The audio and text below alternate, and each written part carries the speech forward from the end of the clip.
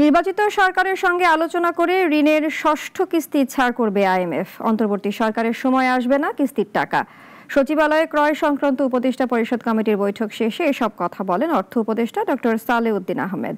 জানান, নতুন পে কমিশনের সিদ্ধান্ত নেবে আগামী সরকার। সকালে সচিবালয়ে সরকারি ক্রয় সংক্রান্ত উপদেষ্টা পরিষদ, অর্থনৈতিক বিষয়ক সংক্রান্ত উপদেষ্টা পরিষদ এবং খাদ্য পরিকল্পনা ও পরিধারণ কমিটির বৈঠক অনুষ্ঠিত হয়। বৈঠক শেষে কথা বলেন অর্থ উপদেষ্টা ডক্টর সালেউদ্দিন আহমেদ। জানান, আইএমএফ এর সঙ্গে ঋণের ষষ্ঠ কিস্তি নিয়ে কথা চলছে। সরকারের কাছে যেসব তথ্য আছে তা আগামী সরকারের কাছে প্যাকেজ আকারে দেয়া হবে। রাজনৈতিক সরকারের কার্যক্রম দেখে কিস্তি ছাড় করবে বা সিদ্ধান্ত নেবে প্রতিষ্ঠানটি। অন্তর্বর্তী সরকারের আগে আমরা যেটা করব, আমরা যতটুকু কাজ করেছি সেটাকে কনসলিডেট করব, সেটাকে সংস্কার করে শেষ করে ফেলবো, সেটা তো না। সংস্কার তো শেষ করা যাবে না, সংস্কার তো একটা কন্টিনিউয়াস। তাই আমরা এটাকে একটা ভালো করে প্যাকেজিং, যেটা বলে আর কি, প্যাকেজিং করে আমরা দেব আগামী সরকারের কাছে, যেসব মেজর সরকার। দেশের অর্থনীতিতে সামগ্রিক অগ্রগতি ভালো বলেও জানান ডক্টর সালেউদ্দিন আহমেদ।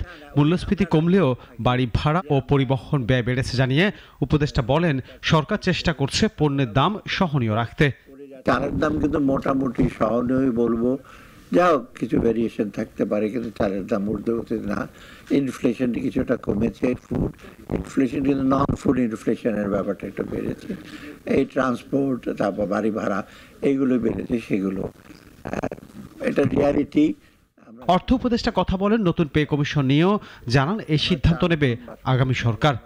একটা পে কমিশনের ব্যাপার আছে, সেটা আমরা এখন কিছু বলতে পারি না, কারণ ওটা দেখা যাবে কি এটা কতদূর যায়, সেটা আগামী সরকারের দিকে, আগামী সরকারই হয়তো সেটা এসে করতে পারে।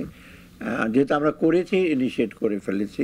এই সময় দেশের মানুষ রাজস্ব দিতে চায় না অভিযোগ করে অর্থ উপদেষ্টা বলেন, রাজস্ব আয় বাড়াতে হবে।